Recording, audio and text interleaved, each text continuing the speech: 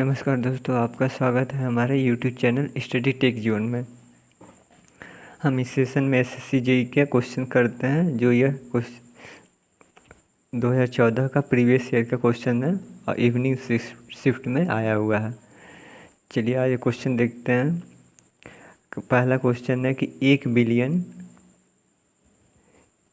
Billion bite में किसके बराबर होता है। तो 1 बिलियन बाइट किसके बराबर होता है? 1 GB के बराबर होता है। किसके बराबर होता है? 1 GB के बराबर होता है। अगर यही पूछता 1 मिलियन बाइट किसके बराबर होता है, तो 1 मिलियन बाइट किसके बराबर होता है या 1 MB के बराबर होगा। किसके बराबर होगा? 1 MB के बराबर होगा। यही पूछता अगर 1000 बाइट किसके बराबर है, तो यह 1 किलोबाइट के बराबर है। किसके बराबर है? 1 किलोबाइट के बराबर है। चलिए नेक्स्ट क्वेश्चन देखते हैं। नेक्स्ट क्वेश्चन पूछ रहा है नाबार्ड क्या है। नाबार्ड क्या है? तो नाबार्ड एक यह बैंक है। नाबार्ड क्या है? नाबार्ड एक बैंक है। इसका फुल फॉर्म क्या होता है? National bank for agriculture and rural development. क्या होता है इसका नाम? राष्ट्रीय कृषि और ग्रामीण विकास बैंक। इसकी स्थापना कब की गई थी? तो इसकी स्थापना 1982 ईस्वी में की गई थी। किस जो समिति बनाई गई थी, जिन्होंने रिपोर्ट सौंपा था, तो उनका क्या नाम था? तो उनका नाम श्री बी शिवराजन था। क्या नाम था? शिवराजन की अध्यक्षता में एक कमेटी बनाई गई थी। उस कमेटी की रिपोर्ट के आधार पर 1982 ईस्वी में नाबार्ड की स्थापना की गई थी। नेक्स्ट क्वेश्चन देखते हैं। नेक्स्ट क्वेश्चन क्या बोल रहा है? नेक्स्ट क्वेश्चन बोल रहा है उपभोक्ता में। नेक्स्ट क्वेश्चन क्या है?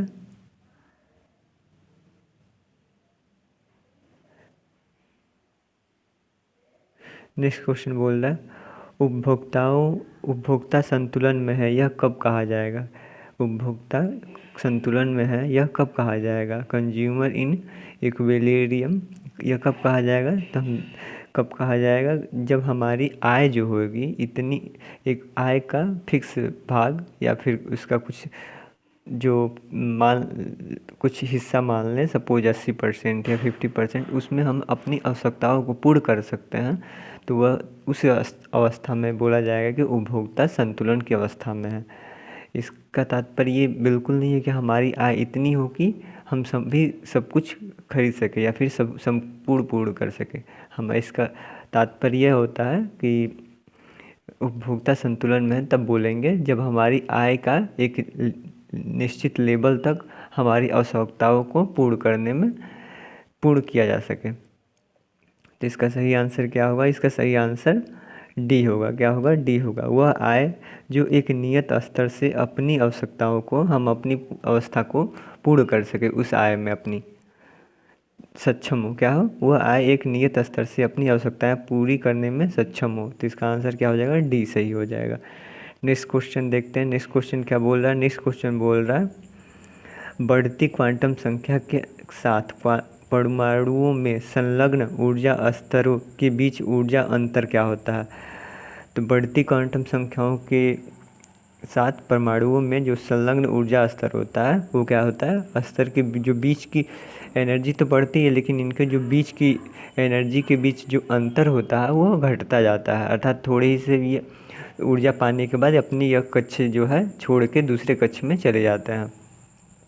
तो हमारे यहाँ से आंसर क्या हो जाएगा कि जो ऊर्जाओं, यहाँ पे ये ध्यान देना, ऊर्जाओं के बीच के स्तर के अंतर पूछ रहा है। तो हमारे अंतर क्या होता है? अंतर घटता जाता है क्वांटम संख्या के बढ़ने के साथ साथ। हमारा सही आंसर क्या हो जाएगा? डी सही हो जाएगा। क्या हो जाएगा? कम हो जाता है। नेक्स्ट क्वेश्चन देखते हैं। नेक्स्ट क्वेश्चन क्या बोल रहा है? नेक्स्ट क्वेश्चन बोल रहा है कि भारत की स्कूल राजधानी किसे बोलते हैं? भारत की स्कूल राजधानी, स्कूल कैपिटल ऑफ इंडिया किसे बोलते हैं? तो देहरादून को स्कूल कैपिटल ऑफ इंडिया बोलते हैं। देहरादून को हम भारत की स्कूल राजधानी बोलते हैं। क्या बोलते हैं? भारत की स्कूल राजधानी। अच्छा, एक और लद्दाख को क्या बोलते हैं? तो लद्दाख को भारत का ठंडा रेगिस्तान भी बोलते हैं। क्या बोलते हैं? लद्दाख को भारत का ठंडा रेगिस्तान भी बोलते हैं। नेक्स्ट क्वेश्चन देखते हैं। नेक्स्ट क्वेश्चन क्या है, जननात्मक क्या है, जननात्मक अर्थात रिप्रोडक्टिव जीवन के आरंभ को क्या कहा जाता है। तो यह अवस्था जो होती है महिलाओं और पुरुषों में लगभग 14 से 16 के बीच प्रारंभ होती है। और इसमें क्या होता है, वो उनमें जनन करने की क्षमता आरंभ हो जाती है इसी स्थिति। तो इस अवस्था को क्या बोलते हैं, इस अवस्था को यौनारंभ बोलते हैं या इंग्लिश में प्यूबर्टी बोलते हैं। क्या बोलते हैं, प्यूबर्टी। नेक्स्ट क्वेश्चन देखते हैं। नेक्स्ट क्वेश्चन क्या बोल रहा है, नेक्स्ट क्वेश्चन बोल रहा है कि बैंकों को कहा जाता है, बैंकों को कहा जाता है कि उनके हाथ में नकदी और कुल संपत्ति इस बीच एक निश्चित अनुपात को बनाए रखने के लिए आवश्यक होता है। बैंकों को कहा जाता है कि उनके हाथ में नकदी और कुल संपत्ति इस बीच एक निश्चित अनुपात बनाए रखने के लिए आवश्यक होता है। तो इसको सिंपल भाषा में बोल रहे हैं तो बैंकों में हम कुछ पैसा जमा करते हैं, फिक्स जमा करते हैं, उसके बाद जो बैंकों वो पैसा किसी को दे देते हैं या फिर वो कहीं इन्वेस्ट कर देते हैं। बैंक है किसी कार में या किसी को लोन के रूप में दे देते हैं। लेकिन बैंकों को साथ में ये बोला जाता है कि वो अपना कुछ पैसा जो है इतना रखें जो दिन प्रतिदिन जो पर डे लोग आते हैं उनके लिए कुछ पैसा दिया जा सके, निकासी के लिए दिया जा सके। तो उसको ही क्या बोलते हैं, SLR बोलते हैं। इस रेशियो क्या बोलते हैं, SLR बोलते हैं। क्या बोलते हैं, SLR, जिसका फुल फॉर्म होता है सिक्योरिटी लिक्विड रेशियो। क्या होता है, सांविधिक तरलता अनुपात। तो हमारा सही आंसर क्या हो जाएगा, ये सही हो जाएगा। SLR बढ़ने का मतलब क्या होता है कि जो इकोनॉमिक जो अर्थव्यवस्था है उसमें फ्लूडिटी होती है, जो तरलता होती है उससे कमी शो करता है। SLR बढ़ रहा है अर्थात क्या हो रहा है, बाजार की मंदी आ रही है। क्या बोल सकते हैं सरल भाषा कि मंदी आ रही है, मंदी की आने वाले भविष्य के मंदी की एक झलक दिखलाता है, बताता है। नेक्स्ट क्वेश्चन देखते हैं। नेक्स्ट क्वेश्चन क्या बोला, नेक्स्ट क्वेश्चन बोल रहा है वे विषय जिन पर केंद्र और राज्य सरकार दोनों ही कानून बना सके तो किसमें समाविष्ट होता है। तो राज्य सूची में केवल राज्य उस पर कानून बना सकते हैं। समवर्ती सूची में दोनों लोग बना सकते हैं, राज्य भी बना सकता है और जो संघ भी बना सकता है। और एक क्या होता है, यूनियन लिस्ट होता है संघ सूची। तो संघ सूची में कौन बना सकता है, केवल केंद्र सरकार ही उस पर कानून बना सकता है। तो इसका हमारा सही आंसर क्या हो जाएगा, केंद्र सरकार बना सके। तो इसका सही आंसर क्या हो जाएगा, सही आंसर केंद्र सरकार और राज्य सरकार बनाए। तो इसका सही आंसर क्या हो जाएगा, बी हो जाएगा सही आंसर। अच्छा देख, जो क्या संघ सूची है जिसको केंद्र बना सके तो उसमें उसके कितने विषय हैं, यूनियन लिस्ट में कितने विषय हैं, 100 विषय हैं। संघ सूची में 100 विषय हैं। राज्य सूची में कितने विषय हैं, तो राज्य सूची में 61 विषय हैं। और समवर्ती जो जिस पर राज्य और सेंट्रल गवर्नमेंट दोनों कानून बना सके तो उसके विषय की संख्या कितनी है, 52 है। कितनी है, 52 है। नेक्स्ट क्वेश्चन देखते हैं। नेक्स्ट क्वेश्चन बोल रहा है कि राष्ट्रीय आपात स्थिति के दौरान निम्नलिखित में से आर्टिकल को निलंबित नहीं किया जा सकता है।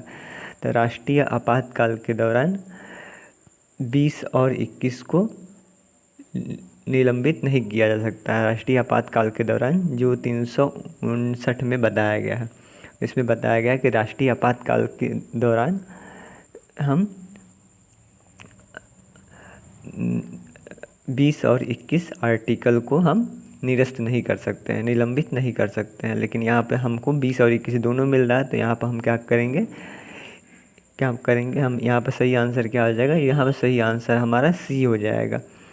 20 में बताया गया है कि आपको एक बार अगर सज़ा दी जा रही है, सज़ा के बारे में है, आप किसी दंड के प्रावधान तो उसको आप दोबारा नहीं दे सकते, उसके दोबारा नहीं दिया जा सकता है, ना ही उसको किसी चीज़ पर गवाही देने के लिए बाध्य किया जा सकता है। तो इसमें कुछ इस प्रकार की बातें हैं। तो यह राष्ट्रीय आपातकाल में भी निरस्त नहीं किए जाते हैं। अगर 21 में बात की जाए तो 21 में अपनी स्वतंत्रता के बारे में है, दैहिक स्वतंत्रता के बारे में। लेकिन यह कब निरस्त किया जा सकता है, तो इसमें एक बात बताई गई है कि जो गवर्नमेंट है यह आपको राष्ट्रीय हित में कार्य करने के लिए अंत में, अर्थात किसी परिस्थिति में, भयंकर परिस्थिति में वह आपको ये अधिकार छीन के राष्ट्रीय सेवा करने के लिए आपको बाध्य कर सकती है। तो इसीलिए अगर हम 20 और 21 दोनों मिलता है तो वहाँ पर हम कौन सा आंसर टिक करेंगे, वहाँ पर आंसर हम 20 टिक करेंगे। तो हमारा सही आंसर क्या हो जाएगा, आर्टिकल नंबर 20 को राष्ट्रीय आपातकाल के दौरान नहीं हटाया जा सकता है। नेक्स्ट क्वेश्चन देखते हैं। नेक्स्ट क्वेश्चन क्या बोल रहा है। नेक्स्ट क्वेश्चन बोल रहा है भारतीय नागरिक के मूल अधिकार किसमें समाविष्ट हैं। तो भारतीय नागरिकों के मूल अधिकार किसमें समाविष्ट हैं, तो भाग 3 में समाविष्ट है। किसमें, भाग 3 में। भाग 4 में क्या है, तो DPSP है, अर्थात नीति निर्देशक तत्व हैं। भाग 4 क में क्या है, तो भाग 4 क में हमारा मौलिक कर्तव्य है। क्या है, मौलिक कर्तव्य है। मौलिक कर्तव्यों की जो संख्या है 51 क में इसका वर्णन है, और मौलिक कर्तव्यों की प्रारंभ में संख्या कितनी थी, 10 थी। बाद में इसमें संशोधन करने के बाद इसमें संख्या 11 कर दी गई। 11 में क्या जोड़ा गया है, 11 में जोड़ा गया कि 6 से 14 साल के बच्चों को आपको पढ़ाना आपका कर्तव्य है, शिक्षा देना आपका कर्तव्य है। भाग 3 में क्या बताया गया है, तो भाग 3 में मूल अधिकारों को बताया गया है। मूल अधिकारों की वर्तमान में संख्या कितनी है, तो मूल अधिकारों की वर्तमान में संख्या 6 है। कितनी है, 6 है। और मूल कितनी है, मूल अधिकारों की संख्या 6 है। इससे पहले इसमें 7 हुआ, वर्तमान में 6 है, और मूल जो संविधान बना उसमें कितना था, 7 था। उसमें एक अनुच्छेद जोड़ा गया था कि संपत्ति का अधिकार, तो संपत्ति के अधिकार को निरस्त कर दिया गया। वर्तमान में कितने हैं, 6 हैं। किस अनुच्छेद, 12 से 35 अनुच्छेद के में क्या है, 12 से 35 में हमारे भाग 3 के अंतर्गत मौलिक मूल अधिकारों का वर्णन किया गया है। तो हमारे यहाँ सही आंसर क्या हो जाएगा, हमारा यहाँ सही आंसर डी हो जाएगा। क्या हो जाएगा, डी हो जाएगा। नेक्स्ट क्वेश्चन देखते हैं। नेक्स्ट क्वेश्चन क्या बोल रहा है, यहाँ पर देख सकते हैं मूल अधिकारों के बारे में। आप मूल अधिकारों के बारे में कि समता का अधिकार, स्वतंत्रता का अधिकार, शोषण के विरुद्ध अधिकार, धर्म की स्वतंत्रता का अधिकार, संस्कृति और शिक्षा संबंधी अधिकार, संविधान उपचारों का अधिकार। संविधान उपचारों का अधिकार 32 में है, 32 अनुच्छेद में है। इसको डॉक्टर भीमराव अंबेडकर ने संविधान की आत्मा कहा है। इसको किसकी क्या कहा है, संविधान को की आत्मा बोला है इन्होंने, भीमराव अंबेडकर ने। नेक्स्ट यहाँ हमारा क्वेश्चन जुट रहा है, निम्नलिखित में से किसको बिना महाभियोग के ही हटाया जा सकता है। तो किसको बिना महाभियोग के ही हटाया जा सकता है, तो राज्य के राज्यपाल को बिना महाभियोग के ही हटाया जा सकता है। नेक्स्ट क्वेश्चन देखते हैं। नेक्स्ट क्वेश्चन क्या बोल रहा है। नेक्स्ट क्वेश्चन बोल रहा है कि विद्युत धारा की यूनिट क्या होती है। तो विद्युत धारा की यूनिट क्या होती है, एम्पियर होती है। आई बराबर क्यू, आई बराबर क्या होता है, Q by I, Q by T. तो जो इलेक्ट्रॉन है, आवेश प्रवाह की दर को ही हम धारा बोलते हैं। तो हमारा इसको क्या बोलते हैं, आवेश कूलाम पर सेकंड होता है, कूलाम पर सेकंड को ही क्या बोलते हैं, एम्पियर बोलते हैं। क्या बोलते हैं, एम्पियर बोलते हैं। क्या बोलते हैं, एम्पियर बोलते हैं। नेक्स्ट क्वेश्चन देखते हैं। नेक्स्ट क्वेश्चन देखते हैं। नेक्स्ट क्वेश्चन क्या बोल रहा है। नेक्स्ट क्वेश्चन बोल रहा है निम्नलिखित में से कौन सा एक त्रिगुणित पादप है। तो केला क्या है, एक त्रिगुणित पादप है। क्या है, केला एक त्रिगुणित पादप है। इसी कारण इसमें जो भी त्रिगुणित पौधे होते हैं, पादप होते हैं, उनमें बीज नहीं पाया जाता है। क्या होते हैं, वो बीज रहित होते हैं। नेक्स्ट क्वेश्चन देखते हैं। नेक्स्ट क्वेश्चन क्या है, वायु प्रदूषण किसके द्वारा होता है। तो वायु प्रदूषण किसके द्वारा होता है, वायु प्रदूषण धुआं द्वारा होता है। किससे होता है, धुआं द्वारा। वाहित मल द्वारा क्या होगा, या भूमि प्रदूषण होगा, या सॉलिड प्रदूषण ही बोल सकते हैं। लाउड स्पीकर द्वारा क्या होगा, ध्वनि प्रदूषण होता है। कीटनाशी द्वारा मृदा प्रदूषण होगा, वायु प्रदूषण भी होगा। लेकिन अगर फाइनली देखा जाएगा तो हमारा धुआं से केवल एयर पोल्यूशन होता है, वायु प्रदूषण होता है। हमारा सही आंसर क्या हो जाएगा, बी हो जाएगा। नेक्स्ट क्वेश्चन देखते हैं। नेक्स्ट क्वेश्चन क्या बोल रहा है। नेक्स्ट क्वेश्चन बोल रहा है कि नाइट्रोलियम उर्वरक है।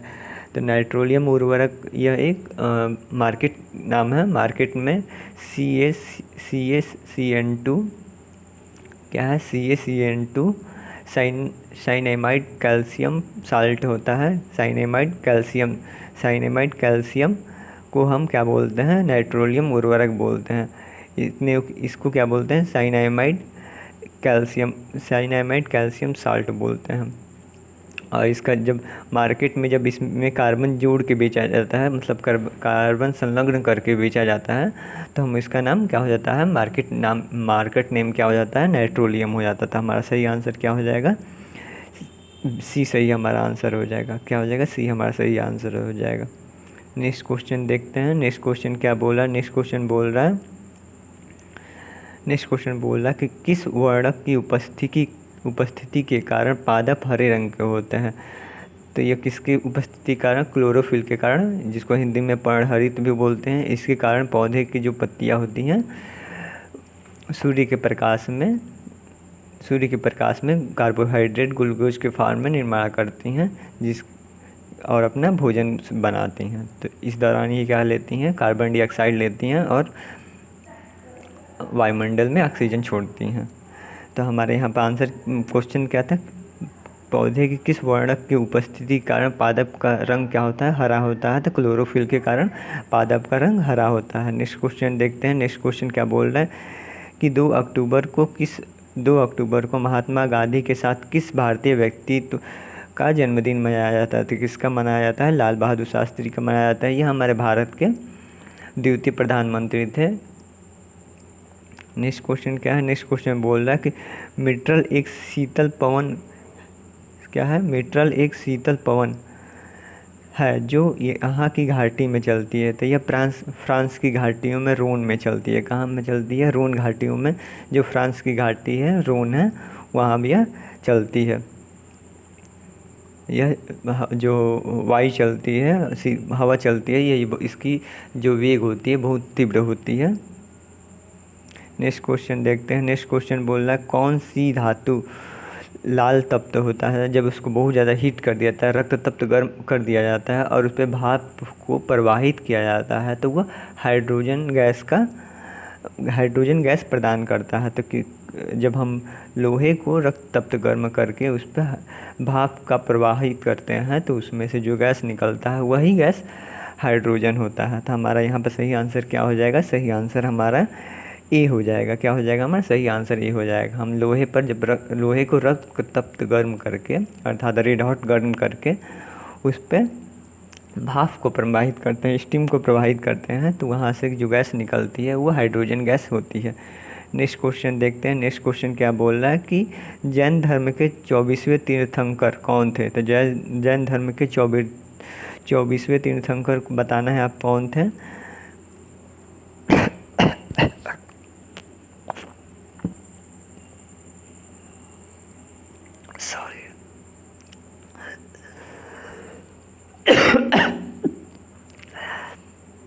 जैन धर्म के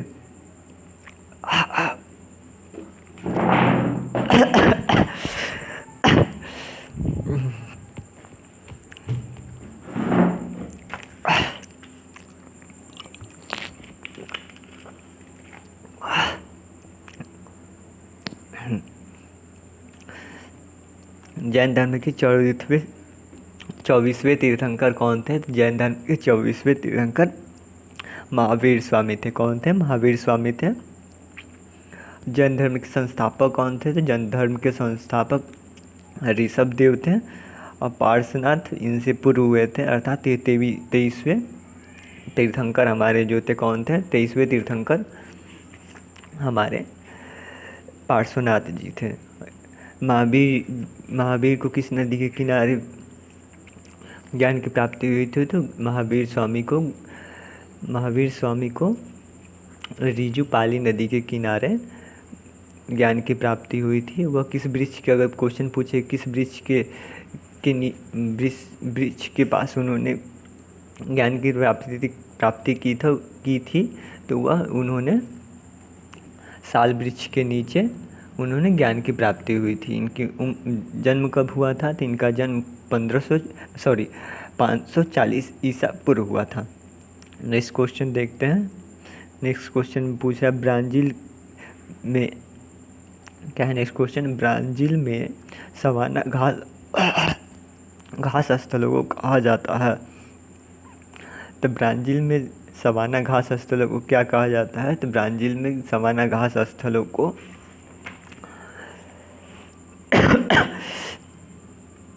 क्या बोलते हैं। तो कैंपोस बोलते हैं। क्या बोलते हैं, कैंपो बोलते हैं। संसार की सबसे बड़ी जो कहवा मंडी है साओ पालो, क्या है, साओ पालो, यह कहाँ पाई जाती है। तो यह हमारे ब्राज़ील में ही पाई जाती है। यहाँ आप देख सकते हैं साओ पालो है। साओ पालो क्या है, संसार की सबसे बड़ी कहवा मंडी साओ पालो में पाई जाती है, जो ब्राज़ील में है। ब्राज़ील के संटुआस बंदरगाह को कॉफ़ी का बंदरगाह भी बोलते हैं, के नाम से भी जाना जाता है। नेक्स्ट क्वेश्चन पूछ रहा है आपसे कि मेगास्थनीज एक यूनानी राजदूत था, वह किसके द्वारा भेजा गया था। यह सेल्यूकस निकेटर द्वारा भेजा गया था। यह किसके शासनकाल में आया था। तो यह चंद्रगुप्त मौर्य के काल में, शासनकाल के दौरान आया था।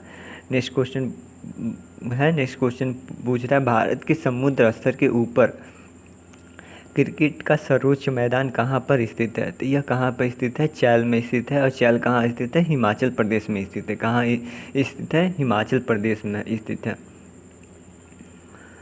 इन्होंने जो स्टेडियम है, इन्होंने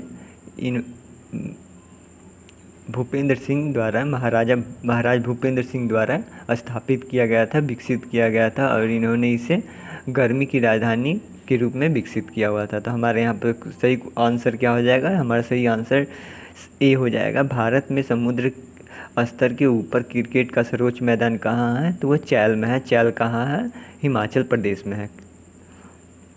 नेक्स्ट क्वेश्चन देखते हैं। नेक्स्ट क्वेश्चन पूछ रहा है बैटरी के द्वारा किस प्रकार की ऊर्जा को विद्युत ऊर्जा में बदला जाता है। तो बैटरी के द्वारा केमिकल एनर्जी को रासायनिक ऊर्जा को विद्युत ऊर्जा में बदला जाता है।